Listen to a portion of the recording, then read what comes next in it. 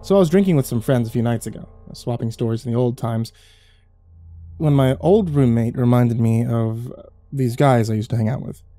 Or as he puts it, quote, that time you hung out with those crazy pagans in the woods. The crazy pagans in question were a coven I crossed paths with while I was living in North Georgia. No one tells you when you're there that there's a lot of non-Christian communes in the North Georgia hills. Given the interests I had at the time, I met pagans, Wiccans, druids, many other practitioners of strange and foreign beliefs. Most are just hobbyists, people with a passing interest with finding the mystic section in Barnes & Nobles, and then they go a little nuts. However, some of them take this shit very seriously. Or sometimes. They take it a little too far. This story is about one of those groups. Now, I'd taken an interest in religious studies, and it led me down a rabbit hole that led to a general interest in the occult and mysticism. Now, this led to a lot of brooding in the back of my college library, reading over old books and making notes on strange subjects and odd topics. I'd taken an interest in runes. And that was how I met Patrick, or Wormwood, as he called himself in those days. He was teaching me about runes in exchange for some notes that I'd made about energy exchange. We became friends and started hanging out a bit at a coffee shop in Dahlonega that catered to that sort of crowd. And that was where I met Amadeus. As enamored as I was with the idea of mysticism, Amadeus was weird. I arrived to meet with Patrick one day to find a man in his mid-40s sitting next to him. His gray hair was braided down to his back, and his bald crown was oiled and gleaming. He wore an honest-to-God traveling cloak, not one of those Hot Topic long coats that the crowd usually wore, and his shirt was obscured with silver charms that hung on longer leather thongs around his neck. He stared at me as I sat down, fingers steepled before his eyes in a decidedly wizardly fashion, and he began volleying very probing questions before Patrick could begin introductions. He wanted to know what I knew about everything from runes to tarot to demonology to herbcraft and everything in between. I had studied quite a bit, and I was happy to flex my knowledge for him, so we spent about an hour talking shop. If I'd known what he wanted, I would have left right then. He must have been impressed with what I had to say. You seem pretty knowledgeable. It appears that Wormwood did not exaggerate your abilities. I'm looking for someone to come into the woods with us for a gathering. I need someone capable of setting up and maintaining a protective circle around our campsite and act as a guide while we await the spirits. I'm willing to pay you if you're willing to come out with us for the weekend. We talked a little more about what was expected of me and came to an arrangement. I would set up their protective circle, provide scholarly advice, and keep them from wandering into the forest in the event that something took notice of our gathering. This would be a standard gathering for them, some 20 members of their coven coming together, and Amadeus was pretty clear that it could get pretty rowdy. He would give me $250 today, and another $250 at the end of the weekend. As a poor college student, it sounded pretty good to me. I had done similar things before, setting up circles and safeguarding people. It sounded like an easy $500 at the time. I took his money, and I set about to getting a few things together for that weekend. I did a few things to pull this off, but I honestly wasn't expecting much more than some drinking in the woods and a bit of babysitting. By Friday, I had assembled my components and made my way to the agreed-upon spot. They had decided not to use an established campground, but instead had decided to camp at a section of the woods they claimed to have heard about from someone in our circle. I arrived to find about 6 other vehicles down an access road, most of them old vans. Just as I was wondering how far into the woods they'd gone, the door of one of the vans slid open, and out hopped a short blonde woman in a homemade dress. I say short, but she was probably about 5'2", with a long spill of silver blonde hair. She asked my name, and when I told her, she told me her name was Andromeda, but I could call her Angie, and that she was my guide for the weekend. Amadeus said I should keep an eye out for you. I'm to assist you in anything you might need this weekend. That should have been a huge red flag, but I kind of shrugged it off at the time. Angie led the way, and we walked about a mile into the woods. She chattered all the way about how much she had been looking forward to this weekend. She said that Amadeus had been researching this area and thought that this was a good spot for communing with spirits. The area was reputed for sightings, and the Coven was hopeful that they could make contact with whatever lived in these woods. They kept saying Coven, but as the campsite came into view, I was beginning to wonder if cult wasn't a better word.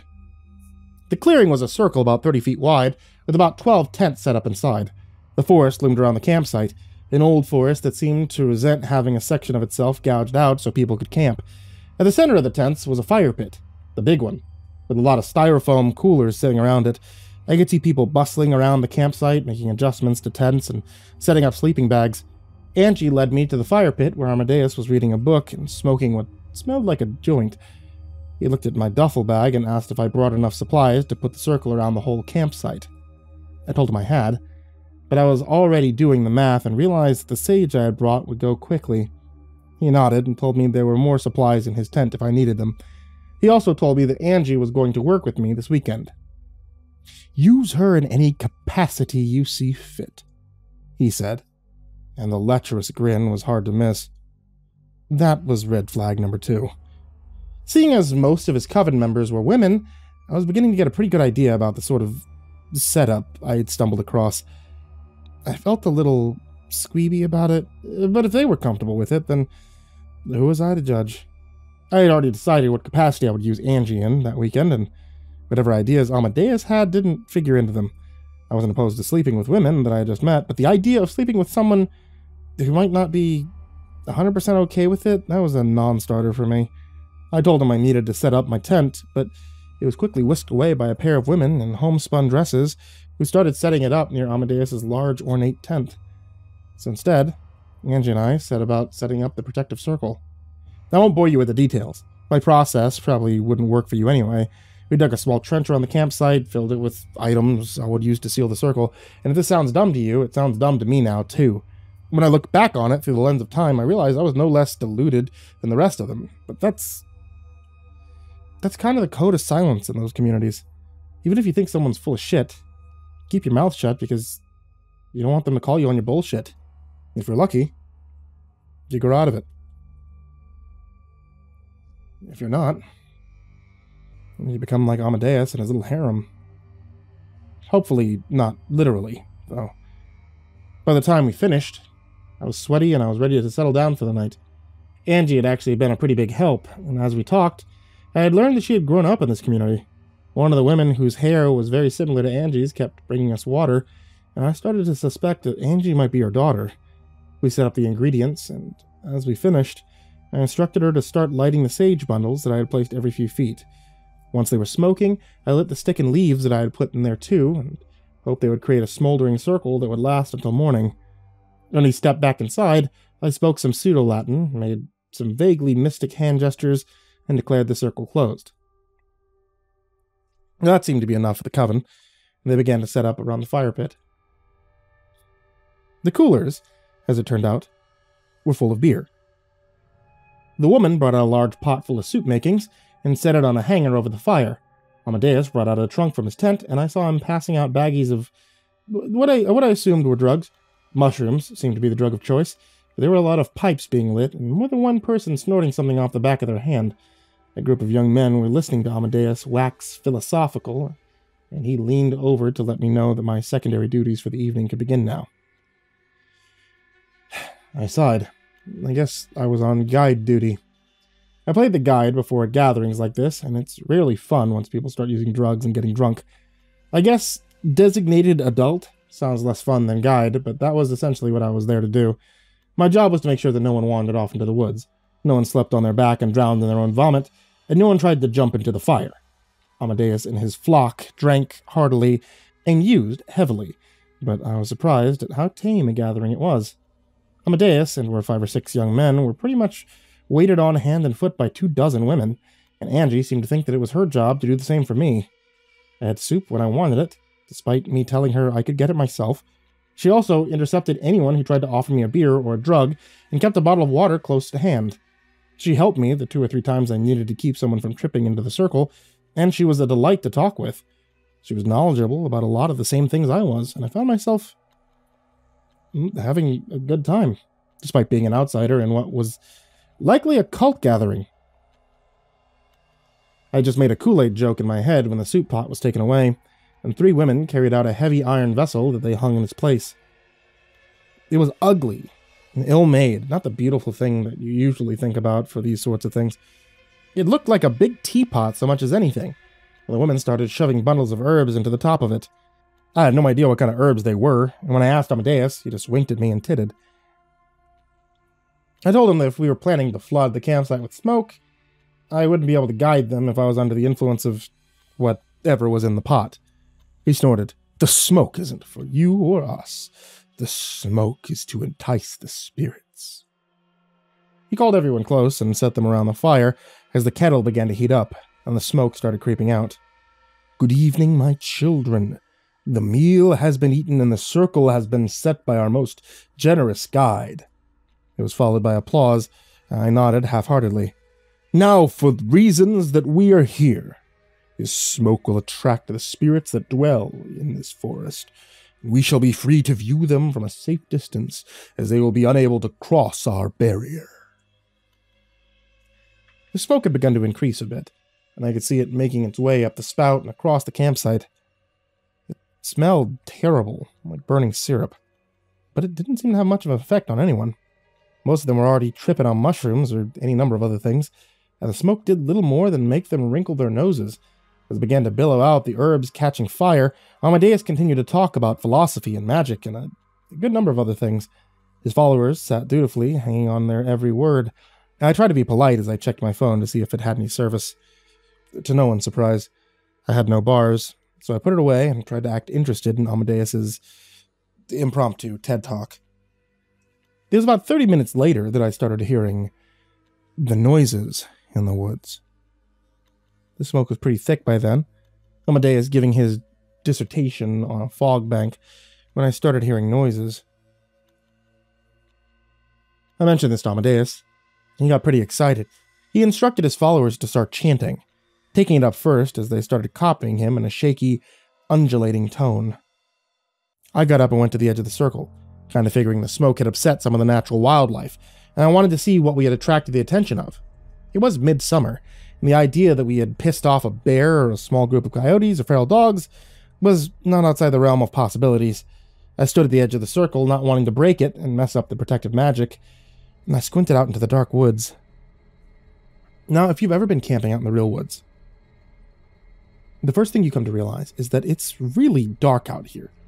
I mean, I know that sounds obvious, but it's a different kind of dark than your normal city dark. So the woods really only have to deal with the intrusions of the moonlight at night. And when the campfire is starting to come down off of its normal roar, it was very dark outside the circle that I had made. I squinted and I looked, but honestly, a bear could have swiped my face off before I saw him. I heard something crunching around out there, something that sounded big. I returned to the fire, and the flock still chanting and undulating, and I could hear the crunching noises coming from several points at once. "He has heard our call!" Amadeus rejoiced. That was when the trees started shaking. Out in the woods, I could see the shadows of trees being shaken and pushed violently. Limbs were snapping all over the place as they shook. There was an underlying sound accompanying it. Something was scraping the tree's bark, being peeled away angrily, as whatever it was, whatever they were, kept battering the trees around the campsite. I say they because it wasn't just one tree that was shaking, it was 2, then 3, then 7, and before long it seemed like the whole forest was trying to get up and leave.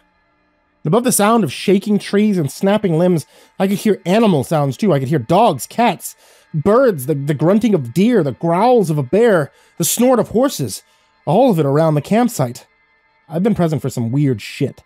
Shit that makes me feel pretty secure in my beliefs about something being out there, but this was different. See, this was downright terrifying. The flock, however, it was ecstatic. This apparently is what they had been waiting for, and they quickly moved to the edge of the circle so they could see what they had come to see. I, however, went back to my tent to get something out of my duffel bag. I was kind of done with this. The magic having gotten pretty real pretty quick, and I wanted to see exactly what was out there. I still figured our smoke had pissed off a herd of deer, or maybe a wild dog pack, and maybe even a bear. I didn't want to suddenly become dinner for something big and angry. I had packed a big deer spotting light that my dad had given me last Christmas, and I wanted it right now more than I'd ever wanted anything in my life. When I came out with it, I lit up a big section of woods and started hunting. One of the boys that had been sitting with Amadeus slapped it out of my hand about 20 seconds later. That was 15 seconds longer than I needed. When I had seen the deer, I almost breathed a sigh of relief. Not a deer. Not really. See, it had antlers, so I guessed it was actually a buck. The antlers, however, they were long. And the tines sort of wound together like vines. It was up on its hind legs, scraping its hooves against the tree in a way that I thought was kind of strange for a deer. Now, I've heard of young bucks rubbing their antlers against trees, mostly to get the velvet off or to scratch an itch. I'd never really heard of them rubbing their hooves against trees. When it turned its head to look at the light, its eyes glowed like a dog's in a camera flash. When it turned its head, I could see that half the velvety skin was torn, showing the muscles of its face and the bone beneath. I took all this in before the light was slapped out of my hand, and I backed away from the circle, suddenly wanting none of this. People were standing around the edge of the circle, and as I backed away, I saw someone step over the trench and walk into the woods. Others followed suit, stepping into the ditch and snuffing out the sage. This would create holes in the circles. This would allow whatever was out there to come into our campsite. And in my mind, we were breached already, and this job had become pretty dangerous. I'm completely unashamed to say that I went to my tent, I dug the padlock out, I padlocked my tent from the inside, and I stayed there. I stayed there until morning. As I pulled the sleeping bag up around me, I could hear people outside the tent. From the dancing fire pit, I could see shadows of things in the campsite as well. Some of them were on 2 feet, but others... some of them walked on 4. Some of the people out there laughed. Others cried. And a few were definitely screaming as they plunged into the dark woods. And I shivered with fear till the morning. And when the sun came up, I collected my things and I got out. The campsite wasn't some sacrificial pit, though. I could see people lying around the campsite, some in various states of undress. An area around the bonfire was trashed. Coolers smashed, beer cans stomped and torn. Vegetable and food packages lay strewn everywhere. Of Amadeus there was no sign. I never saw him again. And Patrick said no one had heard from him after that night. His coven dissipated after that, and I never heard from any of them again either. I was never paid the other half of my fee, but I suppose that was fitting. I had failed to guide them, and their ritual had gone astray. All I know is that I ran the mile back to my car and I never looked back. I did a little research of my own when I got home. See, it turns out there's been a lot of weird happenings in those woods.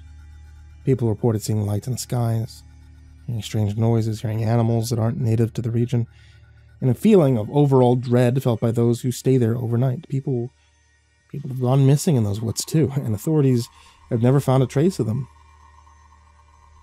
Now, I'm not going to sit here and claim that I have had some kind of paranormal experience out there. I'm not going to tell you that I saw a skinwalker, a wendigo, an alien, anything like that. I'm not going to tell you that I saw a ghost, not a cryptid, or anything of that either. What likely happened was that Amadeus was burning some sort of psychotropic drug in that kettle, and we all experienced a group hallucination, or something. So there's the things I saw. These are the things I told my friends as we sat around drinking around our yearly bonfire that night. And after I told my story, more than a few of them moved inside. I guess maybe the dark outside my cabin was a little too dark now.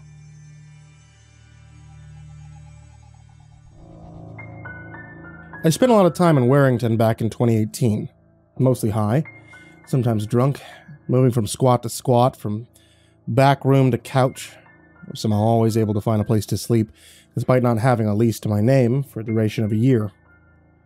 The town treated me well. There's always a house party going on, a pub to drink at, a floor to pass out on. I took full advantage of the kindness of strangers and the goodwill of friends. It was in Warrington, though, that I began to hear talk of the Yellow Room. It was something like a kid's dare, but for grown-ups. Can you spend the night in the Yellow Room? Let's see how long you last. I had no idea what the Yellow Room was, but I never met a dare that a couple of lines couldn't get me to try. I was at the Horse and Jockey with a friend, Baze, one night. Baze is a weird aging metalhead with a taste for Quaaludes, but he's always a good laugh. We were downing a pint of something rancid when he mentioned that he might have some work for me. Before my switch to full-time fuck-up, I'd trained as an electrician. Baze did some contractor work and floated me little gigs every now and again. Nothing huge, but enough to keep me in booze and pills. He started laying out the deal when I overheard the words yellow and room mumbled behind me. Immediately I turned. A girl with a shaved head and what was either tattooed eyeballs or Halloween contact lenses was sat 3 bar stools away from us, chatting away with another lass with some kind of geometric design face tattoo. I turned back to Baze, who was clearly unimpressed that he lost my attention. You want this gig or not, mate? Yeah, I replied. I thought I heard one of the girls say something about the Yellow Room. He interrupted, eyes rolling. I keep hearing about it. What the fuck is it? He smirked a little and explained it to me. On the outskirts of Warrington, there's a big house development. Rather, there should be a big housing development. Right? The company that was putting it together went bust in 2008, financial crisis, leaving a big empty lot there, save for one house. This was supposed to be the model home. The one that estate agents would show potential buyers in order to get them to sign on the dotted line. It stood empty ever since the owners filed for bankruptcy. Ignored, forgotten. Its future probably a footnote at the bottom of some 20,000-page legal document that no one's ever going to read. This house has gotten a bit of reputation. Well, it was initially a bit of a destination for tramps, junkies, other ne'er-do-wells. They apparently stay the hell away from the place nowadays. One of the big reasons seems to be the Yellow Room. So the paint in the place is, at least it was, white. That's everything, from skirting boards to walls, just pristine white. The one room, however, had inexplicably been given a yellow door. This is one of the bedrooms toward the back of the house on the first floor, overlooking the giant patch of grass where 20 other houses were supposed to have stood. Something about this room scares the fuck out of people.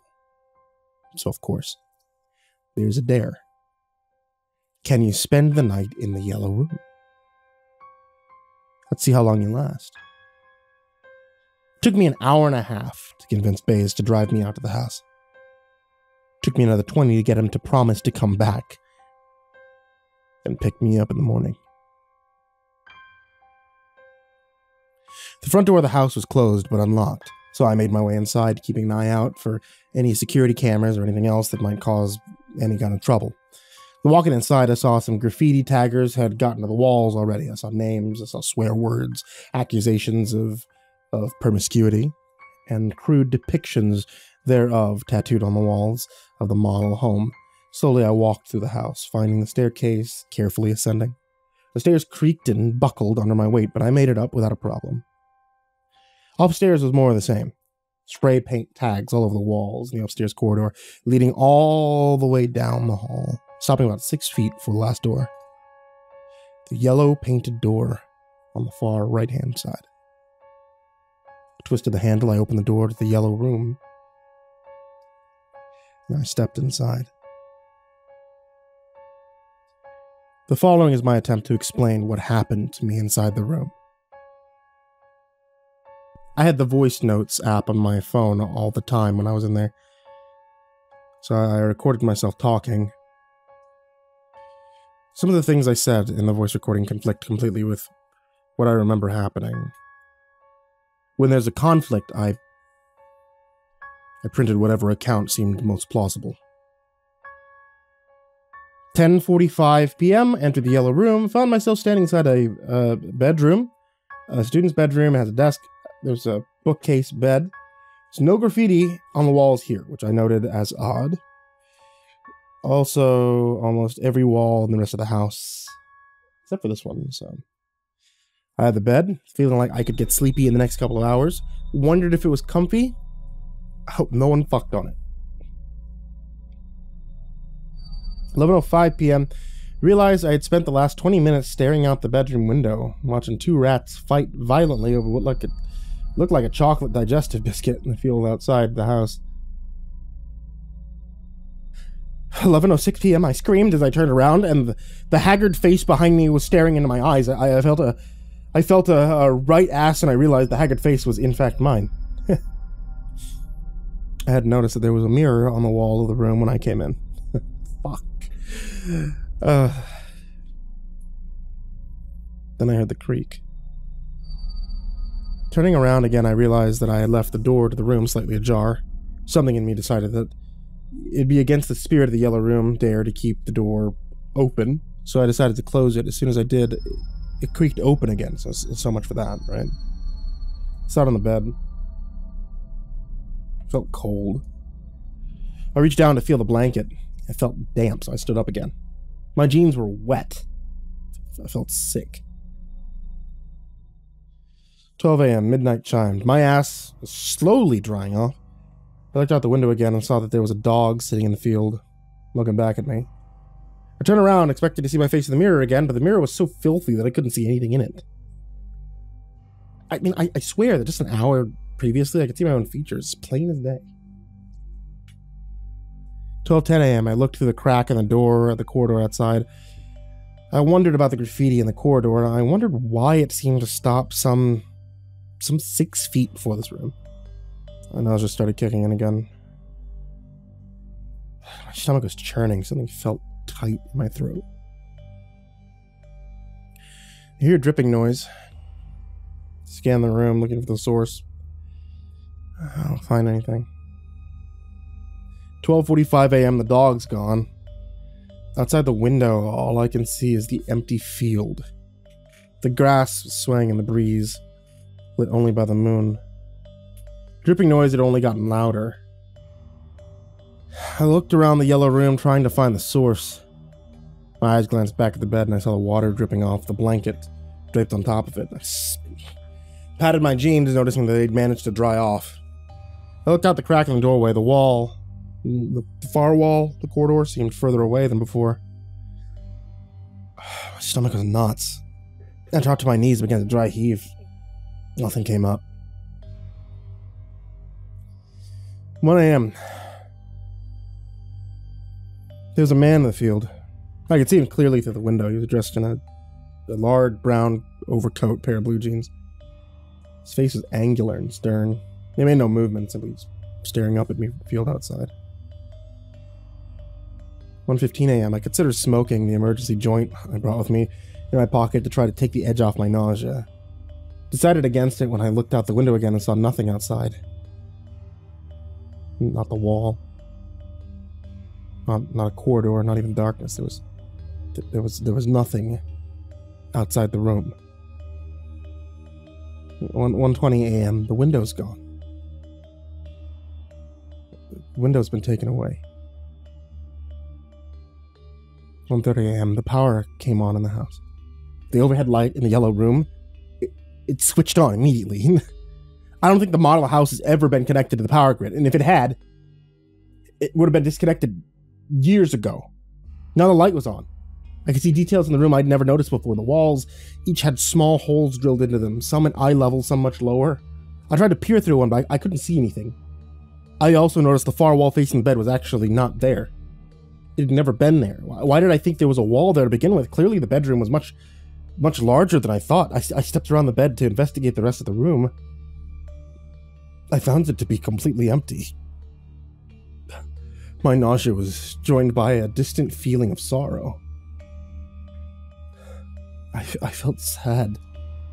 There was nothing in this part of the room. It was empty and ignored. 1:45 a.m. There was a man watching me through a crack of the door. I couldn't see much aside from his withered, deep-set eyes. I stared back at him until he went away. It's 2 a.m. I wish that the window was still there. I knew I could climb out, probably survive the drop to the ground outside. I thought I could take my chances with the man or the dog or the biscuit rats if I needed to, but I couldn't stay in this room much longer. The steady drip drip of the water from the bed had become a trickle. I walked to the bed and I felt the blanket. My hand passed through it like water. The blanket was dripping dry. The bed was dripping away. Everything was dripping away. There was nothing left of the room. I reached for the joint in my pocket. I had no clue what to do otherwise. Instead, I pulled out a child's severed finger. I did not smoke it. 2:10 a.m. The nausea in my stomach became a shooting pain. I dropped to all fours again and threw up everything in my stomach. When I glanced down, I saw nothing but red. I looked up at the walls of the yellow room. They pursed like lips. Then they folded up and grinned, and my iPhone went dead somewhere around this time. All I remember past this was a bright, glowing light and my friend Baz standing over me. I was in the yard outside the model house. I'm told I'm the person who has lasted the longest in that room, or at least the person who has lasted the longest without dying. I was in the hospital about a week. Couldn't stop throwing up. Couldn't keep anything down at all. 3 days of IVs pumping fluids into my body, and I was able to eat solid foods. A few days later, I was fine to leave, crashing in Baz's back room until I was able to find myself a room to rent on my own. You know, every now and again, I wake up, I come to, and I know that I'm in the wrong place. I look up at the ceiling above me, and I notice that the ceiling is a few inches higher than it should be. Just one of the pictures on the walls missing. The couch that I'm sleeping on is pulsing.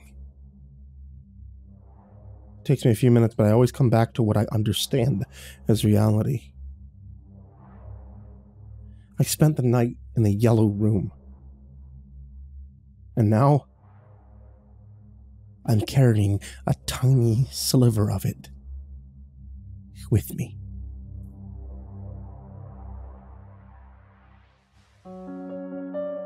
Nobody knows what rock bottom truly is until they've hit it. You know, being abruptly fired from a job you've worked at for the past 10 years, and then catching your girl cheating on you with your replacement. And that really makes a man think. Oh, my student loans aren't even paid off yet. What a shit show this life is. After a rather boozy night that consisted of sending out about 4 dozen resumes and horrendously written cover letters, I passed out. When I woke up the next morning, I decided to at least try and make some money at home while waiting for an interview. So at that moment, I thought the best way to go about it was completing those internet surveys that yield like $5 Subway gift cards and other shit like that. After about an hour of answering questions, I mean, I didn't have any other marketable skills that could have yielded immediate income. It was either that or wasting the day away playing computer games. At least I wouldn't have to pay for food. I did these surveys for about 5 hours before nearly passing out. It was more excruciating than I'd originally anticipated.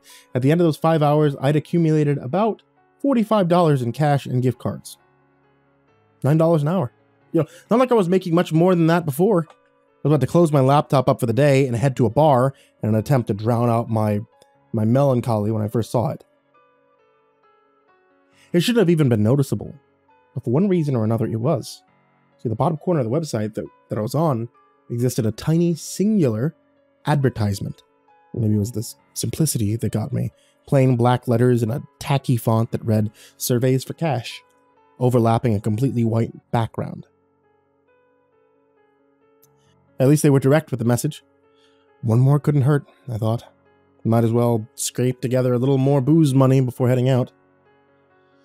I sat back down, I clicked on the picture link, and prepared myself to grind through some more painstaking inquiries. The first few questions were simple enough. Guess they weren't really questions, more data collection. My name, age, occupation. I thought it was kind of weird. They asked my height and weight, but it wasn't unheard of. The first real question was a different story, though. You know, I must have stared at it, eyes wide, mouth agape. For God knows how long. What the actual hell? In plain English, this is what popped up on my screen. How strong is your urge to currently look behind you? There were 5 options below, ranging from not at all to overwhelming. There's no feasible reason why I should have been afraid at that moment. But I was. I tightened my breathing, trying to make out any subtle noises behind me. There were none. After maybe about 5 minutes, I worked up the courage to look. There was nothing. I sighed in relief. I scoffed at myself at the same time. This must have been some kind of a joke. However, I decided to entertain it, answering neutral, clicking on to the next question. This is what it read. Why would you look behind you? I smirked. Funny. Before simply typing, I don't know, in the response box, and once again clicking next. This was the third question. You're on a plane. Apart from you, there is only one other passenger who is sitting somewhere behind you. At some point, you get up to go to the washroom and find that the man is gone. You check to see if he's the only bathroom on the plane, but he isn't. What do you do? Again, I must have stupidly stared at that for nearly 10 minutes. Was this some kind of obscure personality test? I mean, it must have been, right? I put the same answer that I used for the last question. I don't know.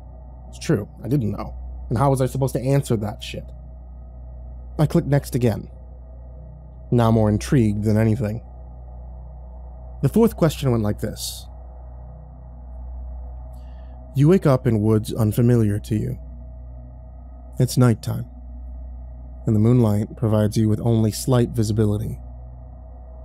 About 30 feet away from you, there is a small, dimly illuminated cabin. The door is open, and a smiling woman is motioning for you to come in. Do you go? Explain why. This question wasn't necessarily weirder than the last one, so my conjecture that this was some kind of odd personality test was still feasible. I actually make an attempt to answer this one, something along the lines of going into the cabin because there's simply nowhere else to go. Once again, I click next. Probably shouldn't have. The questions started getting fucked up. They weren't too gory or explicit, not anything like that. They were just stranger, weirder, more psychologically disturbing. If you're wondering why the hell I kept going, I can't really give you an explicit answer to that. I just felt like I had to. It was an esoteric, creeping sensation that I can't quite explain away, but I could never shake it, so I just went on. Some of the questions that stood out were, suppose that you wake up one night to find an elevator in your house. During every midnight after that, it opens up for 5 minutes, revealing an exact copy of yourself that gets progressively more injured as time goes on. Do you keep living like this? Or do you enter the elevator and end it all? And you're in a hotel. You're in a hotel room, but are awoken by a rapid knocking at your window. You peek through the blinds, seeing what appears to be a man missing both his eyes. He puts his mouth to the glass and tells you to kill the woman in the bathroom immediately. Do you listen to him? This was one of my least favorites. You're watching home videos with your mother. One of the tapes includes footage of her being murdered by a masked intruder. Your mother simply laughs at this footage without saying anything. In your opinion, is this a cause for concern? In addition to this insanity-inducing shit, there were some rather disconcerting events happening in real life as well. I received a knock at the door about 30 minutes in.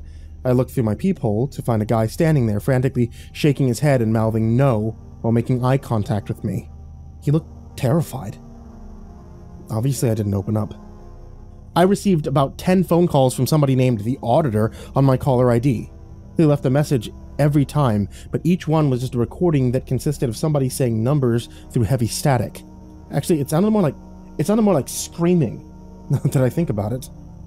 And about an hour into this thing, and I was on the verge of a mental breakdown. I was petrified of looking behind me, even though there was no indication that anything should have been there. I heard some soft scratching coming from my vent at one point, so I moved my couch over it. And eventually I reached what appeared to be the end of the survey. However, it wasn't a question. It was simply a statement. Don't let them in. They're not to be trusted. Almost as if it was on cue, I heard more knocking at my door about 5 seconds after reading this. As slowly and silently as I could, I moved over and I looked through the peephole once again. It was a different person than the one I'd seen earlier. She was a woman looking to be in her mid-20s. She was wearing a thick blazer, despite it being around 90 degrees Fahrenheit outside. She was also wearing sunglasses, so I could never tell where she was actually looking. She eventually took a piece of paper out of her pocket, and she slipped it under the door. I looked down and I read it. It's lying. Leave your apartment immediately. And it's been about a half an hour since. I can't bring myself to look at the computer screen nor at the woman outside, when she's still there. I can see the shadows from her feet from underneath my door. I hear my bedroom window open a few minutes ago. I've since jammed the door shut with a chair. I can hear some kind of distorted muttering coming from behind it now. I mean, maybe rock bottom wasn't so bad. But what the fuck am I supposed to do here?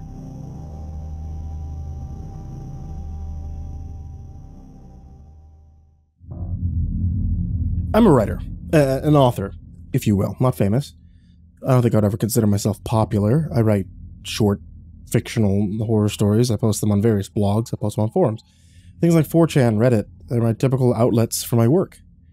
I've amassed only a couple hundred followers, or fans, as you like to call them. So nothing I've done has ever gotten me a New York Times bestseller award, or anything even close.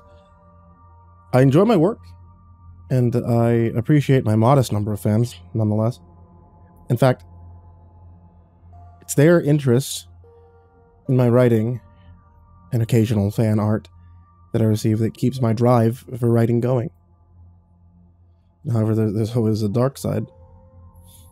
On occasion, one of my stories gets flagged for some little detail or another, or I might have to rewrite a section so it falls into the community guidelines and reposts, things like that. Typically, it'd be something insignificant to the story. It's nothing to get upset about. Just a few minor adjustments, repost, the moderators of the site are happy, we both go about our days, no harm, no foul. I've grown to know and have decent relationships with all the moderators, which honestly makes things go very smoothly for me and my posts. Recently, however, I feel things are getting a little out of hand, I guess. 3 weeks ago, I posted a story to a Creepypasta forum, some short horror piece about surviving when a horrific alien began to take over the planet. It started small and simple. I was contacted by a moderator whose username I didn't recognize. I opened my inbox from the site. I read those annoying words that I had seen so many times before telling me that I needed to fix something. Your submission has been removed. Username, ProMod87. Sat next to the message. I took note of it before I clicked to read the body. Submission has been taken down due to lack of proof. Please provide more evidence or none of your fans will believe you. But gee. My first thoughts at reading the message were, no shit, there's a lack of proof. It's not real. It's a fictional story. Shortly after reading over the message 2 or 3 times, I began to think, great. Just some newly appointed mod trying to flex his power, right? That thought filled me with more annoyance than anything else. Yet I still set out to rewrite my story to make it more local than global. I was pissed off that I basically had to rewrite the entire story just to fix that one detail, but Nonetheless, I got it finished. I reposted it just before I went to bed that night. The thought of that message kept flashing in my mind. And just before I fell asleep, I thought, or none of your fans are going to believe you. That's a really odd message from a moderator. The next morning, I woke up to another message in my inbox. Another notice that my story has once again been taken down. What the fuck's the problem this time? I muttered under my breath as I clicked to open the message. Your writing sucks, Kevin. Why do you keep posting such garbage? I was completely taken aback by the harsh message. Now, see, I'm no stranger to people not liking my work. Often, they will end up sending me messages to tell me as much or leaving harsh comments on my stories, and I'm thick-skinned. And being so, comments and messages like that, they tend to just slide off of me. What stunned me was the fact that the message contained my actual name. I read under a pen name, Dark Skies 05. I know it's not the best pen name, but it has no link to my actual name anywhere on the internet. I looked to see who's been taking my story down. It sent me this message, and there was that name again, ProMod87. So at first, I just thought he was on some sort of a power trip, but he had very quickly gone from harmless to suspicious in just a single message. A sense of rage took over me, and I began to message him back, telling him to back off, asking him what his problem with me was. So I'll admit that my message turned out to be much longer than I expected it to be, but I'm a writer, so that tends to happen. When I hit send, however, I instantly got a prompt saying, user not found. I was very, very quickly confused. I hadn't mistyped his username. I hadn't typed it at all. In fact, I hit the reply button. I began to type out my message. I decided not to dive too deep into it, On one hand, I'll admit, I was rather upset. I didn't get to tell him off, but on the other, I just assumed that I hadn't been the only one that had gotten inappropriate messages from the mods. And one of the other mods had just removed him. So he must have deleted his account, now having lost his power. And yeah, I know the answer is a little bit of a stretch. But it was the most reasonable explanation I can come up with. I've heard of internet trolls, although I'd never had to deal with them directly. I heard many stories of them terrorizing people just for the simple reason of wanting to bully someone. And I figured that was just my actual encounter with one of these people. And for that, I was sad that there were people in the world that felt that they needed to treat other people like that just to feel good about themselves. Still mildly frustrated, I did my best to brush it off. I reposted my story, I sat down to begin with my next story idea. The next story, I felt it was going to have something to do with either monsters, demons, or... I wasn't entirely decided on it yet. And even as I began to write it, more often than not, I'll start with a little more than a title or specific scene, and I build my story as I write from there. I may not be the most orthodox way to write stories, but it seemed to fit my writing style rather well. And by the end of that day, I had completed my next story. It turned out to be a very gory werewolf story when I had gotten done with it. I got it posted and left my office to sit alone on my couch to watch another low-budget horror movie on television. I wouldn't even call it a B movie. More like a D or an F movie. The plot of the movie made absolutely no sense, even to the point I'm not sure I could even try to explain what it was supposed to be about. The special effects were a mixture of what looked to be cheap makeup, lots of ketchup, and the acting was downright cringeworthy. Yet for some reason, I sat there, I watched the entire movie from start to finish, and admittedly, I began to nod off towards the end a few times. Still, managed to make it all the way through the movie. The clock on the nightstand read 3:27 a.m. when I woke to the sound of my phone going off over and over. Groggily, I fished my arm out from beneath the warm, comforting blankets, and I reached out, I plucked my phone from the nightstand, and I pulled it in close to my sleeping eyes. Power cord pulled tight before sliding out of the port at the bottom of my phone and dropped to the floor. Notification after notification chimed from my phone. Even as I pressed the button to turn the screen on, I instantly shot up, alert as ever. I was the kind of horrified awake you would have guessed would come with mixing caffeine pills and cocaine together and then trying to shove as much of it up my nose as humanly possible. A wall of notifications filled my screen, and they kept coming in as I looked, stacking on top of each other with my phone screen. Your post has been removed. 29, then 30, then 31 times. It appeared that every single post I had made to any forum was being systematically taken down, one by one. They all disappeared. Years of work vanished before my very eyes. When the last stories had been removed, a new message began to pop up on my phone. Your account's been deleted. Each account from each forum or website deleted from existence. I was being erased from the internet against my will. My online identity completely vanquished as I sat staring at my phone in shock. Then, just as I expected, it popped up. This time it was a text from an unknown number. It only contained a few words, but even so short, it was enough to instill terror in my mind. All it read was, "Kevin, your existence was pointless, so I will remove it for you. Your friend, ProMod87. I tried to reply, to ask why he was doing this, to ask why he had chosen me to terrorize, but each attempt at hitting the send button only returned a response that the message was undeliverable. I had nothing to work with, nothing but a ghost of a username. There was no way for me to retaliate and no way for me to even report him for anything he had done. I had no deep web hacker skills. This person clearly did. I didn't even know anyone that did have those skills, so I did the only thing I could think to do. I started over. I spent the rest of that day creating new accounts everywhere and starting on new stories to post, knowing that the new username and stories would once again leave me as nobody all over again. At the same time, I hoped that by once again being a nobody would allow me to avoid ProMod87 and his unwarranted torture of me. 2 weeks later, I was still somewhat upset about having to completely start over, but it had also been 2 weeks since I had any harassment aimed in my direction. I was halfway through writing my short story for that day when I decided to take a break and grab myself a drink from the fridge. As I closed the door to the fridge, a cold bottle of water in my hand, I glanced at the stove to see the time, realizing that it nearly was 1 in the afternoon. I thought I should take care of some of the house stuff while I was taking a little break. Opening the front door to check the mail first, I saw that various pieces of mail had been ripped up and scattered across my porch.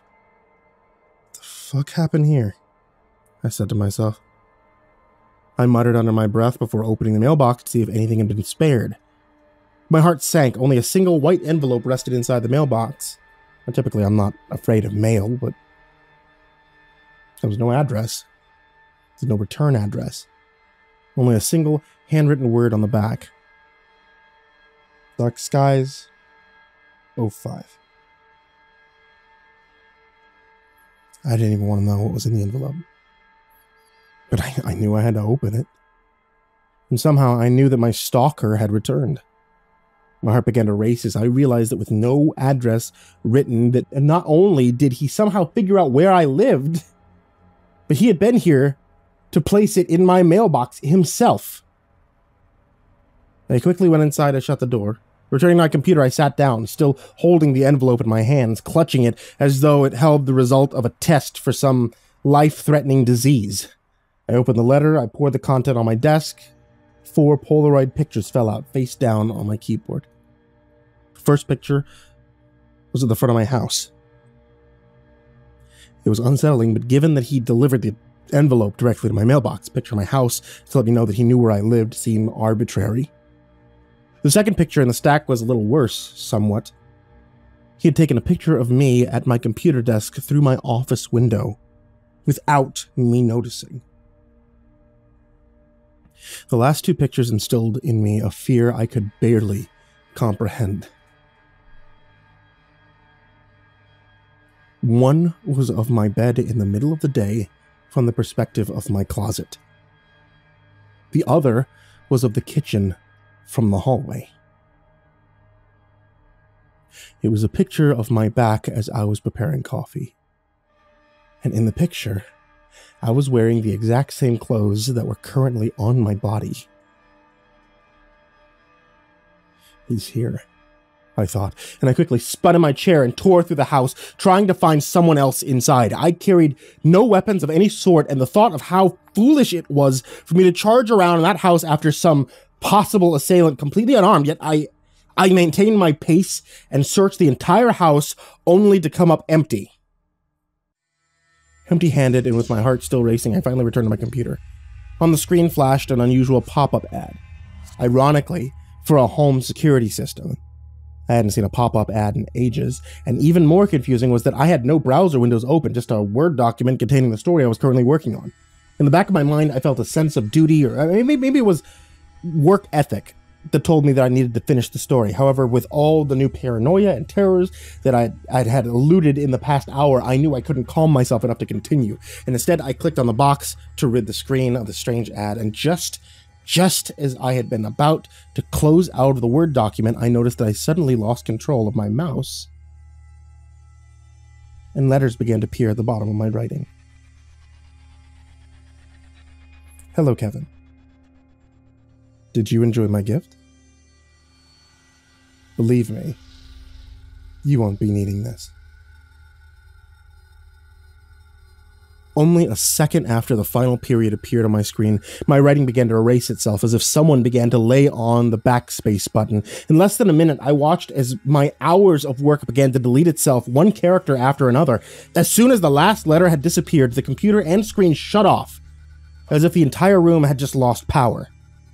In the reflection of the giant black mirror that now sat in front of my face, I could see a figure, grotesque with unmistakable insanity, burning in his eyes, standing behind me. I quickly turned around to face the bastard.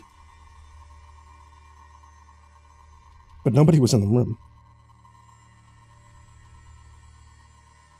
A mad cackle sounded throughout the house, coming from the second floor. I sprang to my feet and I raced down the hall toward the steps. The laughter grew louder as I quickly made my way upstairs. Louder still as I rushed towards my bedroom and kicked the door open. The door nearly broke from its hinges as it flung open to reveal an empty room. The laughter quickly dissipated, sounding like it was coming from everywhere and nowhere at the same time as it faded. I took a crack across the back, setting me to the floor. Followed by multiple repetitive strikes all over my body with what felt like a baseball bat. I rolled over. I saw nothing more than an empty room. Pain and confusion filled my body as I returned unsteadily to my feet. Another blow to my face sent blood flying across the room. How was any of this possible? The invisible assailant struck me again on the other side of the face, this time sending more blood from my mouth across to the other side of the room, and again knocking me to the ground. Struggling and squinting through a swollen black eye, I rose again to my feet. The smell of smoke and burning entered my nostrils, and I hobbled my way towards the steps. The assailant had ceased with just as much warning as it started. None. And by the time I got back to my office, it had been completely engulfed in flames and was spreading very quickly through the house. Black, choking smoke quickly began to fill the house, and I turned and I dropped to the floor. I crawled towards the outside door. I sat outside by the street, battered and bruised, and I watched. I watched as my entire house and all of my belongings were consumed by the flames. Everything I owned burned away while I watched. I had no way to call the fire department, even though the neighbors did finally call them for me. I knew there'd be nearly nothing left of my house before they got there. I had no idea what to say when they got there anyway. I mean, hi, yeah, I just got my ass kicked by the Invisible Man just before he set my house on fire. I don't think so. That has the word psychotic break all over it. They did, however, admit me to a hospital for my wounds. I remained in the hospital for nearly 2 weeks, while I healed and answered question after question from the cops about everything that happened. Sadly, I had no idea how to explain anything, but I did my best to explain what I could and still sound at least half as sane as I truly felt I was. They had no explanation for my injuries, but they chalked up the house fire to a short in my computer starting it. I know that there was more to it, but with no proof, there was nothing I could do. It's been 2 years now since then. Luckily, my homeowner's insurance paid for my losses in the fire. With the money, I moved to a completely different state. I live in a modest apartment now.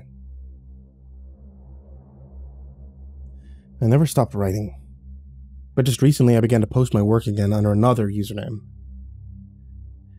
My first post back online did really well, thousands of likes within the first 24 hours. My phone just went off, however, with a notification. A notification that says, "Your post has been removed by the moderator." A post that was sent by ProMod87. "Honey, kids, get in here, hurry!" In my 16 years of life, I'd never heard my dad's voice sound like that. He was afraid. I'd been reeling after the Wi-Fi gave out while I was in the middle of an online game, but the urgency in my dad's voice drowned out my annoyance. I rushed downstairs and into the living room, where I joined my parents and younger sister Jenna. Trailing behind me was our little brother Adam. Following my parents' lead, I focused my attention on the television. On the screen was a news reporter, one I've never seen on any of the news channels my parents watched, sitting in studio with a graphic on the lower right-hand corner of the screen reading, "Simon Barker." His tie was undone, his hair unkempt, his eyes filled with worry. Over his shoulder, on the top left of the screen, was an analog clock reading the same time as the digital one on our cable box. 11:18 p.m. "Inside your home. Close and cover your windows. And make sure that your doors are locked. Do not look outside. Keep the lights off. Dim your television's brightness." The reporter looked off to the side for a moment and cleared his throat, then returned his attention to the camera. "We'll be keeping the studio operational for as long as we can, so we might continue to keep you and your loved ones safe. As more details emerge, I will be here to keep you informed. This is not a drill. For the sake of..." I looked at my dad and asked what was happening, waiting with bated breath along with the rest of my family. I'm not sure," he said, seemingly completely dumbfounded. "I was watching the game, I DVR'd, and this just took over the TV, every channel. I must have missed what the problem is. Look on your phone, see if you can find anything out. Mine's on the charger upstairs." I looked at my phone. No bars. And with the Wi-Fi still down, it was now a little more than just a paperweight. Jenna and I informed our dad as much, and he finally broke his gaze from the TV and stood up. We heard the man. "Let's lock up, kids. Check all your windows. Make sure that your lights are off. Check the bathroom, honey. You get our room, I'll get the TV and down here. Everything should be off in the basement, but I'll run down and check." He took my mom's hand.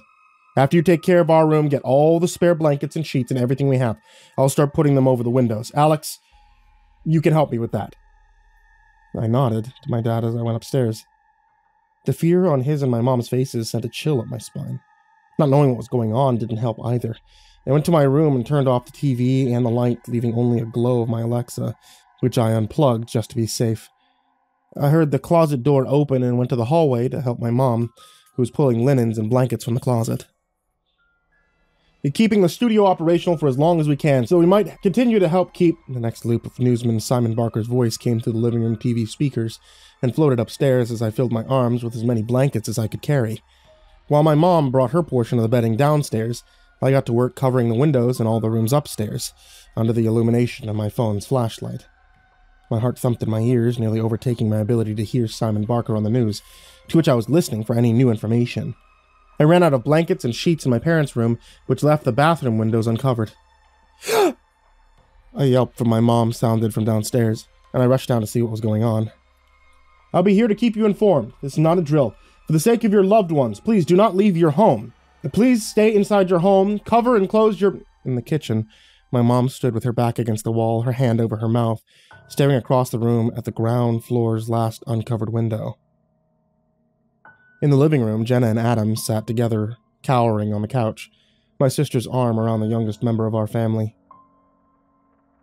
Outside, screams rang out. "Mom," I said, just as Dad burst through the basement door. "What's wrong?" he yelled, looking around. My mom didn't say anything. Didn't move, just took shaky breaths, with her eyes fixed on the window. Dad rushed over, stepping on the blanket my mom had dropped, and looked out the window in all the directions it allowed him to see. "What, honey? What's wrong? What is it? What's out there?" She didn't say anything. She simply stood there like a frightened statue, frozen in place by the fear of whatever she saw outside the kitchen window. "Dad, put the blanket on," I said, feeling the anxiety rise in my chest. My mom's current state all but confirmed that there was something out there, something that we didn't want seeing us, or that we didn't want to see. The lack of any real information crippled our abilities to do anything proactive beyond what Simon Barker on the news told us to. As my dad fixed the blanket to hang over the last remaining window in the kitchen, I heard Jenna yell from the living room. While I ran to check on her, my dad initially followed, but stopped where I had just been standing, not wanting to leave my mom as she stood there trembling. "Dim your television brightness. We'll be keeping the studio operational for as long as we..." Jenna was standing in the corner of the living room, as far as she could be from the windows that lined the face of our house, with Adam behind her, keeping him safe from whatever she'd seen. "What? What's going on? What did you see?" Her voice came out in such a low whisper that I nearly didn't realize she was saying anything at all. Something is out there." I looked at the covered windows of our living room. The two windows on either end of the west wall had thick blankets hanging down over them, but the one in the middle was covered by a light tan sheet, with the street light outside making it nearly translucent. More screaming erupted outside, all suddenly ceasing. I took a few hesitant steps forward towards the window, half expecting some grotesque silhouette to suddenly come into view. I reached out a trembling hand, intent on pulling the sheet aside and seeing for myself what the women of our household had seen. I took a glance behind me at my horrified sister and our little brother, then even farther back at the kitchen where my dad was trying to talk to my apparently catatonic mother. "Home, close and cover your windows. Make sure they and your doors are locked." My eyes drifted absently past the television, but as they did, I realized something that made me stop in my tracks. Simon Barker, the news reporter that I'd never seen but that was apparently a member of the team at our local small-town news station, sat behind the news desk, his brown hair a tinted mess, his tie gone, the top buttons of his shirt undone, with a clock over his right shoulder that read 11:27. "I'll be keeping the studio operational for as long as we can, so, might continue to..." His voice was thick with anxiety, and he stumbled over his words at certain times. Through his grave warning, the missteps were the same every time. The loop played over, the clearing of his throat, saying "keep" twice, the "I, please stay." All these imperfections in his delivery happened each time his short spiel played over. But it wasn't playing over and over. Simon Barker sat behind the news desk, saying the same short speech, and for some reason he was apparently intentionally making the same mistakes each time he repeated it. I stood and listened to him repeat it in full 2 more times, and the second time, he was clearing his throat and turning his head back after looking off to the side, as he did every time. The skin under his eyes began to drop. "We'll be keeping the studio operational for as long as we can." His cheeks began to sag. "Dad? Dad?" I called into the kitchen. "Mom? So we might continue to help keep you and your loved ones safe." Simon Barker's eyeballs sunk deep into their sockets, so far that only the white, red-veined undersides of them were barely visible. "What the fuck?" my dad said from behind me, his eyes glued to the horror on the TV. "As more details, I'll be sure to keep you in fall." Barker's tongue hung out of his mouth as a deluge of blood poured out over and around it. My sister sat on the couch behind us in silence, tears streaming down her face. Adam was curled up next to her, sobbing. Outside, the screaming stopped. The top left side of Simon Barker's skull collapsed, leaving a concave depression the size of a cantaloupe. His teeth began flowing out of his mouth amidst the blood like kayakers rushing down a river. Blood poured from his eye sockets, his nose, his ears. Jesus Christ. My dad was in a kind of trance. I looked past him and saw my mom standing in the kitchen in the same spot she'd been since she saw whatever she saw outside. her hands still cupped over her mouth. My attention was pulled back to the TV, and the sound of rustling came through the speakers. On the screen, a man's torso was visible, his head above the top of the frame. He gripped the deformed, deconstructed Simon Barker by the shoulders and yanked him off the chair. The man unbuttoned the front of his suit jacket and pressed the sides down, and in all of a second I realized he was wearing the same suit and tie as Barker. But then he sat down, and I realized he was Simon Barker. This Simon's hair was carefully coiffed, his suit pressed, his tie carefully fixed in a Van Wilk knot. He pulled the blue pocket square from the front breast pocket of his jacket and wiped his hands, then tossed it to the side, presumably onto the corpse of him. He then looked into the camera, and the side of his mouth curled ever so slightly into a smirk. "My apologies," he said. "He wasn't supposed to fall apart so fast. I do wish that I could have spared you from seeing that nasty stuff." I looked at my dad, but his terrified expression made me look back to the TV. "Oh," Barker continued, "I made a mess outside. Sorry about your wife, your mom. I must have given her quite a fright. That's why I told you to put the blankets up. Recommend not looking outside for a while. I'm sure the police will clean up the bodies, but it is remarkably difficult to wash blood off of concrete, so let it fade a little, or don't. That's up to you. Just know it was all necessary. Anyway, congratulations are in order. I had to put a lot of effort into tonight's search. So many people didn't take my advice, which made it more difficult to skulk around and find what I needed. But you can't stop the future. And lucky for you, the future lies with the lovely lady in your house. I know she saw me. Good eye, that one. I'll be back someday, and on that day, the real work will start. She will join the rest, and then we'll really be cooking with gas. Be well. I'll be seeing you all very soon." The four of us in the living room were frozen in place. Simon Barker stared at the camera, expressionless. "My apologies. He wasn't supposed to fall apart so fast." Simon began his collapsing from the chair. After about 30 seconds, the TV went black for a moment, and then came back to life with a baseball game my dad had been watching when all this started. "Check on your brother and sister," my dad said as he rushed back to the kitchen. My mom fell into his arms and sobbed. I turned to Jenna and Adam and knelt down by the couch. Are you guys okay? Jenna, hey, are you okay? She sniffed and nodded. "Dad?" I said. "What the hell's going on? Is Mom okay? Who was that?" My parents walked into the living room. My dad's arm around my mom. He said, I don't know. I don't know what the hell this is."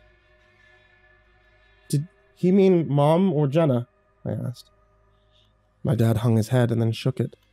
"I don't know who he meant." I took a few steps over to the window. My dad told me not to look outside, but I ignored him.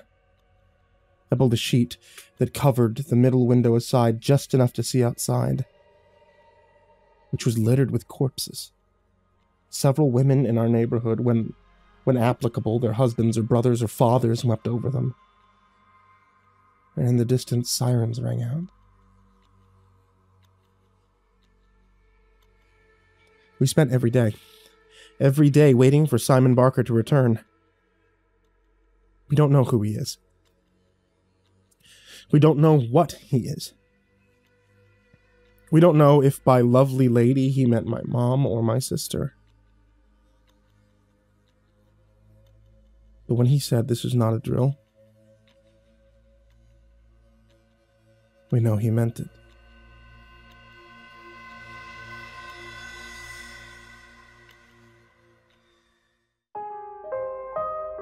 They're out there.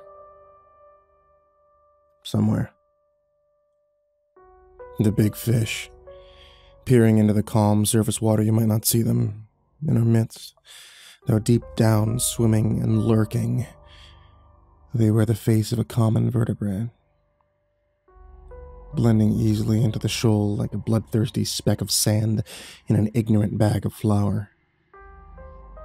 As I dragged my dinghy along the white sand toward the edge of the water and the searing, low-hanging sun, it was easy to believe I was in a fever dream. The swallowing, gurgling water that ebbed and flowed at my feet, the welcoming blue void that curved away at the horizon. Fishing was like... It was like reminiscing with an old friend. It was like a warm kiss on a Sunday afternoon. A greeting beckoned me from somewhere down the beach, a voice that yelled with a slurred mouthful of rotten seaweed. That of the voice was crackling under smoking 2 packs a day of vocal fury. The man came jogging up to me, which left great boot prints upon wet sand in his wake, and as we shook hands, his flesh was slippery and feverish, like brushing the belly of sleeping roadkill. "Name's Trevor. Finest fisherman along the southeast coast, if you don't mind me saying so." His eyes were tight lines under this surf cast out here. I flicked him the nervous, tightly pulled line for a smile. The same smile I would have given a hooded passerby. "Hey there." I resisted wiping away the gooey slop from his hand out of politeness. "George." The falling sun painted the man's face blotchy, tanned pink. He had a glint in his wrinkled eyes as he said, "Look over here, chap." I followed his finger to the distant skyline over the cliff's boulders. "Say, I knew a lad like you, George." He cleared his thick throat. "Name of Rod, a real city boy. The last day I done saw him was a day like any other. We were meant to launch off the ramp together. See, I was a little late, and so the guy gets restless, goes on his own to catch a few." I watched Trevor for a while as his eyes became fixed on the crashing beach waves, watching things that were never there. "Storm came and took him from me, Giorgio. Mother Sea dragged him down by his limbs, bubbling his lungs until his lips drew blue." "He drowned?" The man shimmied his bucket hat down to the brow with 2 hands. "You bet. That's my vow after that day, I suppose. If I ever caught a sea..." Over to the metal boat that was floating in the water a few hundred paces away. "Oh, no, I'm quite okay," I said. Come now, humor a weather, old man. You darn bet I'll teach you some things. My boat's a sure thing sturdier than that dinghy." His lonely old eyes yanked me by the wrist all the way across the beach to his rustic metal vessel that floated on the shallow water. When we boarded, I was immediately greeted by blunt groans and bubbles beneath us that I wasn't accustomed to. Before long, we were motoring toward the great red lamp in the sky, with nothing but a whisper spoken, all thanks to the boat which whirred and splashed beneath us as we thumbed along into blue nothingness. I was grateful for the quiet, but as I caught the man's face, it was clear that he had a groaning restlessness that I lacked, a yearning for derailing chatter that only came from a finely aged loneliness. When he stopped the boat and dropped the anchor, I knew I was right. When he immediately started, "You ever seen a big fish, George?" I gave him an awkward nod. "A few, yeah. Never caught one, though. Brother pulled up a sturgeon." Trevor was shaking his head as he untangled his line from his rod. "No, I'm talking about the big fish. One that doesn't have no name." His hands were passionate and animated as he spoke. He swiftly snapped up my crackling smile before I could laugh. "They're smarter than us, you know. The ones below." "Oh, so it's even worse," I thought. "He's crazy. I should have never been on this boat." "Take these," he muttered, hurried as he reached into his jacket's many pouches. He slipped a few gelatinous cubes the size of a die in my palm. Most were the color of red splashed peaches, though some very deep purple gray, blotchy grapes from an ashen willow. You probably won't believe me yet, Giorgio, but you will soon enough. He cleared his throat. The jelly was sweating in my hand, but perhaps it was my nerves. I was breathing quickly. Something about the guy simply made my skin crawl. What are these? I asked him. He slid one of my hooks through a cube. Bait for the big one. Give her a cast. I let my line sparkle and soar through the pumpkin-tinged sky before it breached the water with a distant plunk. I sat there for a while, entranced by the sea. But the old man never threw out his line. He was coaching me. At least, I should have hoped. The bite be coming soon enough, boy. He nodded towards the ocean. Keep a firm grip on it. I wiped a layer of sweat from my forehead. From my periphery, I saw him extend one wrinkled palm, holding some bait. Try one. Tastes like sweet heaven. What? Still, clutching my fishing rod, I turned my neck to give him a raised eyebrow and shake of my head. What are they made from? It's candy, Giorgio. Big fish love this stuff, Trevor said, before throwing a few into his mouth. Melts like butter. He ushered me to try the bait. And so I reluctantly did. The pieces hit my tongue and slid down my tract. Maladherence is to spit in the face of the deranged, and so I chewed them, slowly. Bits of revolting snails that rolled down my throat in lumps, almost coming up as chunks. It was disgusting. It stung with the stench of decay. At first, it tasted like chicken, as everything does, of sorts, but after swallowing it, might as well have been molded creme brulee, the way that it settled. Bliss, right, lad? He said, to find peace for a while after that. Just watch the sea and breathe, George. Watch the sea and breathe. Shame Rod ain't here to see this city boy eat these jellies. What a way to go. Struck by lightning, no less. Champion you were, Rodney. Zeus! He screamed. Without warning, I was running into a jog across the boat, following my line. Something was hooked, something big. Hey, fish on, lad, Trevor called. Reeling and pulling, I threw my spine forward then backward. Before long, the fish and I were in rhythm, tugging in waves, pulling and leaning in harmonious turns. Trevor, I huffed. Pull, release, pull, release. I thought you told me that Rod drowned. Whoa, she's a big one. Keep reeling, he boomed, his head hanging overboard. You see, if you want to catch the big fish, Giorgio, he was in my face then, stabbing one lesson-giving finger at me as he spoke each word in short breaths. Gotta have the special bait, and that, boy, you do. The low sun on the horizon felt warm against my skin, but it couldn't calm my heart, which felt like it was going to pop. Trevor, you told me that Rod drowned. Keep going, Giorgio. My yell cut the sound of the ripples in the water like a hot knife. Trevor? There was silence for a while. Words from me were quiet, unwilling. All that could be heard in the settling boat was my reel spinning and my catch surfacing the water. I hadn't seen what I'd fished up. I was too busy staring at Trevor. What's so special? My voice faintly trickling from my mouth. About the bait. He held up a handful of peach cubes and began talking through rubbery, fishy lips. Oh, these fine cuts. His pocket knife sparkled in the hot sun as he absent-mindedly twirled it, his face occupied by old memories. Take a look. He nodded his head at me to peer at the water. I slowly strode towards the wall of the boat. When touching the edge, I was reluctant to peer over, as if he had asked me to touch a hot stove. My face turned cold, and I looked into the blue abyss below. Dozens of pale rocks floated in the deep azure sea, which stretched as far as my eye could see, but as I stared longer, if I squinted enough, I could no longer convince myself they were stones.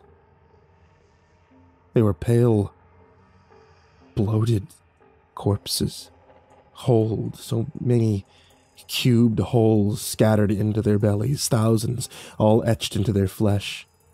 Seems you caught the big fish, boyo. The voice tickling my neck was rasp. A tongue never made for speech. By the time I turned around, its flesh began to bloom. Iridescent scales, what remained of Trevor's curly gray hair shed away, snowflake clumps of hairy scalp. Clothes that no longer fit around his neck slid easily from his wet, mucus-dipped gills.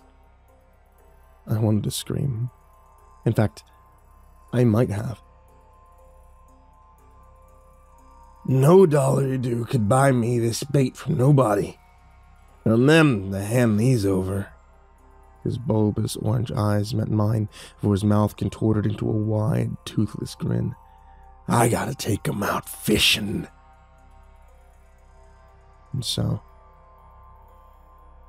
I am but a warning for Fuda's eye to dive and swim to shore. They're out there somewhere. The ones you might not see in our midst. The big fish.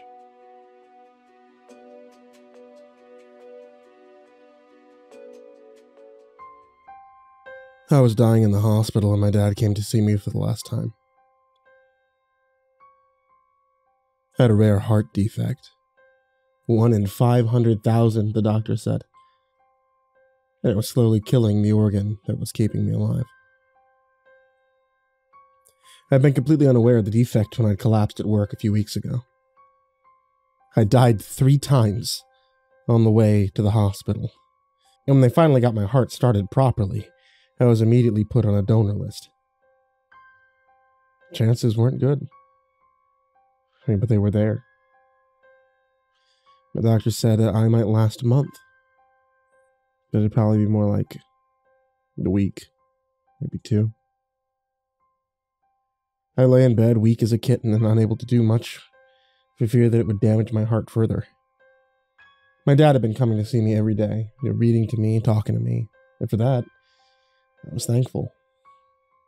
Dad and I, we hadn't always had the best relationship, you see. When I was a kid, I could swear that he hated me.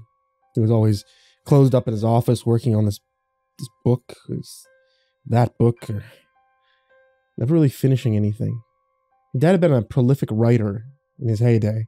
40 books over a 40-year span, and most of them had gone straight to the bestseller list. It was as if he couldn't write a bad book. I'd read some of them. They were inspired.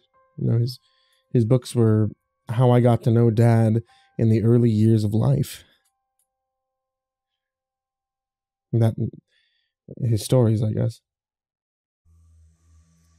The only time I really saw Dad was when my mom coaxed him out of his office to tell me bedtime stories.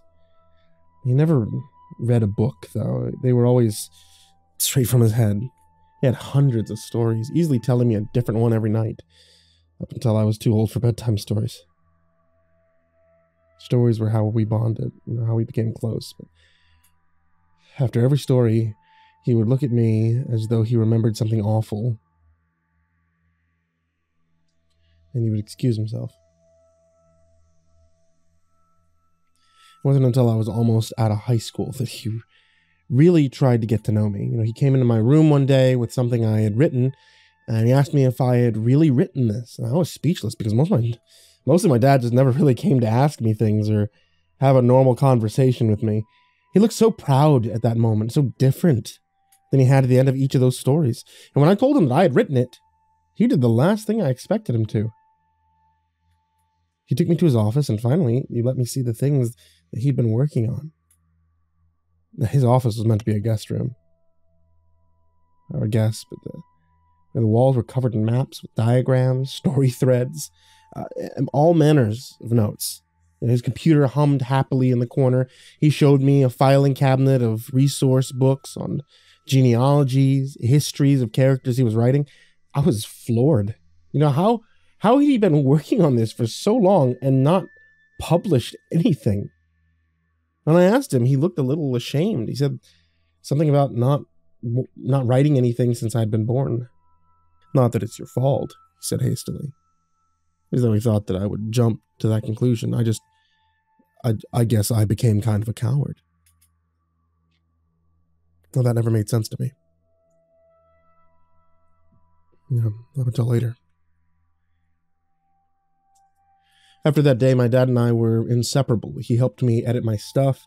He helped inspire me to write more. He helped me to find people who would help my work be seen. And by the time I graduated high school, I had several scholarships to study creative writing and English at several colleges. And I decided to take up the family trade, as Dad always put it. I was in my second year of college when I was hospitalized. I didn't know if I'd ever get to attend a third year at the time. Dad smiled when he saw I was awake, closing the book and looking all back, but it just wasn't in me. Look, I'm about to die at 20 before I get a chance to live. Dad shook his head. Something will come through. Don't worry. You got a lot of life left still ahead of you. He set his book down, his hands shaking a little as he laid it gently on my nightstand. Remember when I used to tell you stories? He asked, looking out the window as he seemed to think about everything and nothing all at once. Yeah, I said with a little smirk. Gotta say, Dad, I thought those were the only times as a kid that you really liked me. He looked back at me. His face was sad. You were always a perceptive kid, had a lot of me in you, I suppose. I guess I was mad at you for a long time. I couldn't get over it. When I saw that you had the gift, though, I couldn't hold back how proud I was of you. Your mother had chided me for years, He's just like you. He's the spitting image of you. Why do you shun him? He loves you. He wants to know his father, but I just couldn't. I furrowed my brow. It was weird to hear him talk like this. Why were you so mad? What did I do?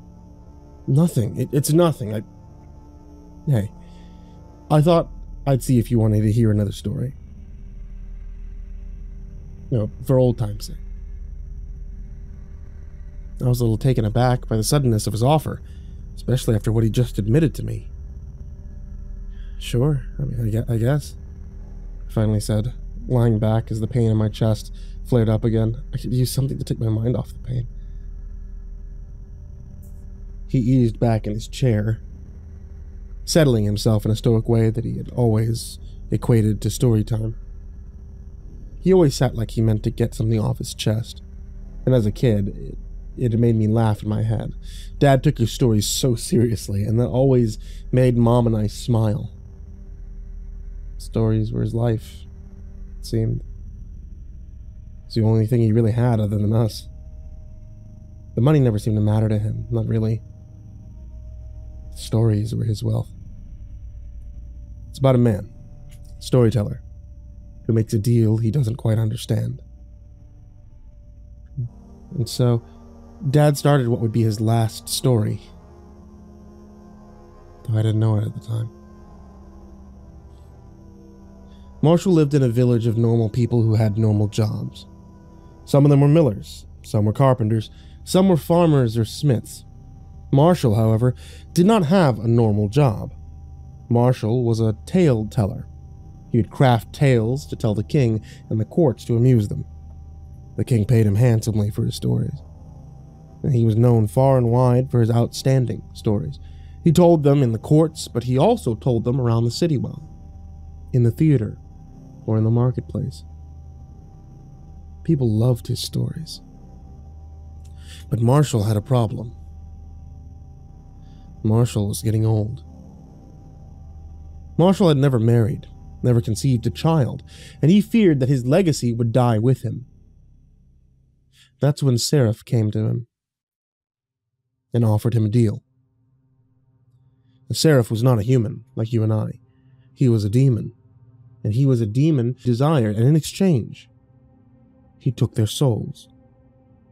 He offered Marshall wealth. He offered him fame to rival the king's. But what Marshall really wanted was time. I want to be the man who writes 1,000,000 stories. The best tale teller in all of history. They bartered. They dealed. And finally, Marshall had his prize. You will live until your 500,000th tale is all told. When that story is told, and the cover is closed on it, you will come with me, and I will collect my payment, Seraph said. Now, this sounded acceptable to Marshall. 500,000 stories was still a great many tales. He signed his name in the black book. Marshall went on to live for hundreds of years. In that time, he also found that he remembered the stories that he wrote with an almost photographic memory. He traveled the world telling tales and wowing crowds, but soon he found his time was growing close. 500,000 stories sounded like a near infinite number. But as the centuries passed, Seraph would appear to him and let him know how close he was getting to his determined count. One day, he appeared to him telling him that his time was nearly at hand. Your count is high, tale teller, and you have nearly reached your peak. You have 100 stories left to you. Use them wisely. At this, Marshall became greedy. He saw those stories as sand in his hourglass, and he hoarded them jealously. He wrote sparingly for the next 100 years, but inspiration must have served, and soon he was left with but a handful of sand left.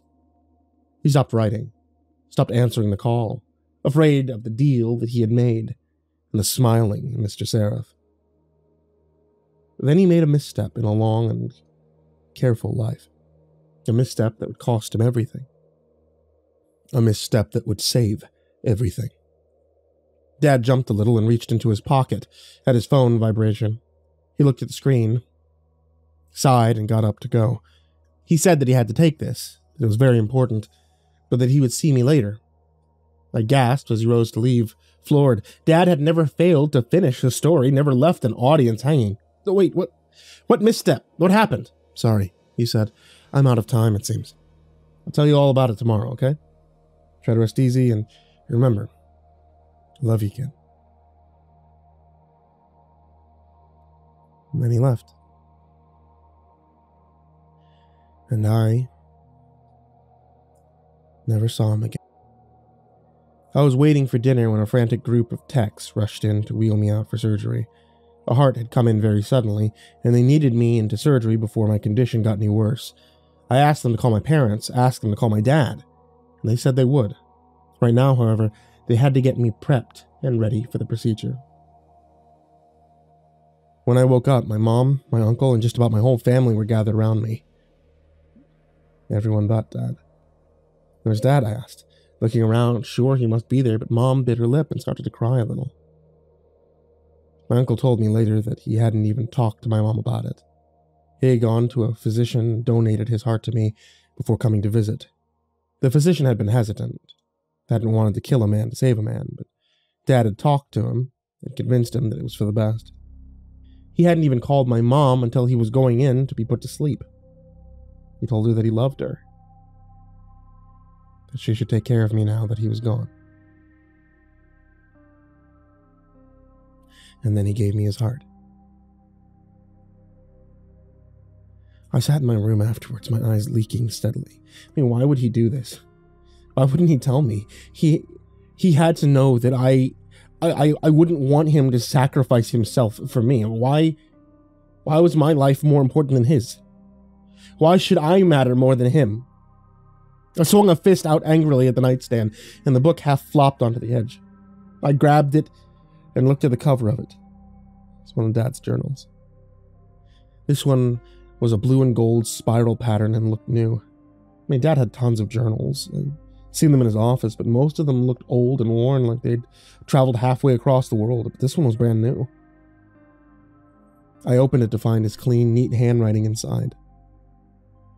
He had addressed the first page to me. Hey kid, if you're reading this, then I guess they went through with it. Don't be too upset about it. I had a good long life, and I'm glad to have known you at long last. It's better that your mother have you instead of losing both of us anyway. It probably doesn't make a lot of sense, especially since I assume I never got to finish my story. I wrote it all down on the next few pages. Feel free to read through it. It's as much your story as it is mine. I love you, kid. Take this old heart. And have a great life. Dad. I flipped through the pages until I found the place he had left off. I knew his final message should have made me sad, but I wanted some answers. The story, it seemed, was what I needed. He had said that it was as much your story as mine now, and I wanted to know what that meant. Why had he said that it was better that he died than both of us die? I found the place and I started where he had left off. A misstep that would save everything. He fell in love. He had met thousands of women in his travels, but this was the first one to really touch something inside of him. The two of them fell in love and began a life together. The day she told him that she was pregnant was the greatest day of Marshall's long life, but as he held his infant son in his arms, Seraph appeared with gleeful news. Congratulations, Marshall, you hold your final story. Marshall demanded to know what he meant. This was no story, it was a baby. He was a living thing. It wasn't part of their bargain. The demon was lying. He was trying to trick Marshall into something, but Seraph assured him this was not the case. That child is without a doubt your greatest story. His tale will be rich, full of life and wonder, and when you close the cover on him, our deal will be done. Unless, he laughed, you decide to write something else. He laughed then, drinking in Marshall's sneer, as he disappeared as quickly as he had come. Marshall had sealed his own fate, and for that, he could not forgive himself. Forgive himself. Or the child, it seemed. That was the end. I stared at the words, trying to put the pieces together. Was my father Marshall? Is that why he had done the things he did? Had he sacrificed himself because he knew that his life would end if mine did? I stared at the page, my mind racing as I tried to figure out what to do with this knowledge. I still don't know what to do with it.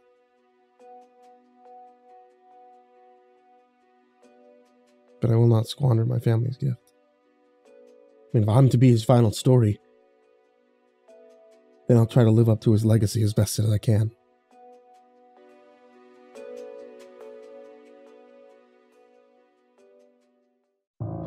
Hey there once again, kids, it's me, MrCreepyPasta, and I wanted to tell you thank you so much for watching tonight's video, or, listening to tonight's episode of the podcast. This is the same thing I say at the end of every video all the time, so I think it kind of goes without saying that I appreciate you, and I appreciate you guys sticking around.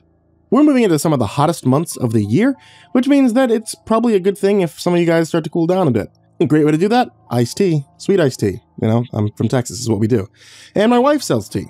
Etsy.com/shop/ivorymonocletea to get a whole bunch of different kinds of teas, even creepypasta-based teas. And if you ask for the MCP dabbing sticker, you get a special one that nobody else gets. And as always, I want to give a very huge thank you to all of my supporters out there on Patreon. I say this every time, but I truly mean it. You guys are the real MVPs, and without you, I don't think I would be able to continue doing this at the capacity that I do.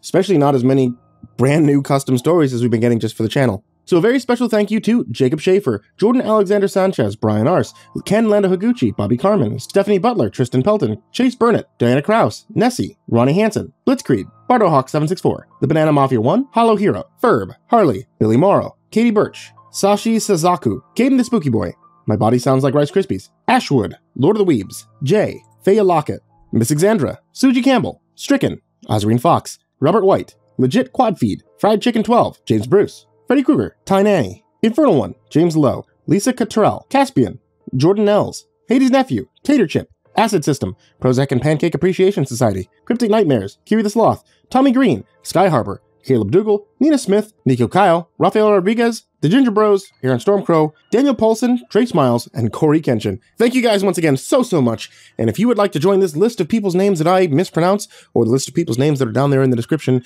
check out patreon.com/MrCreepyPasta. And as always, a very sweet dreams to all of you. Good night, folks.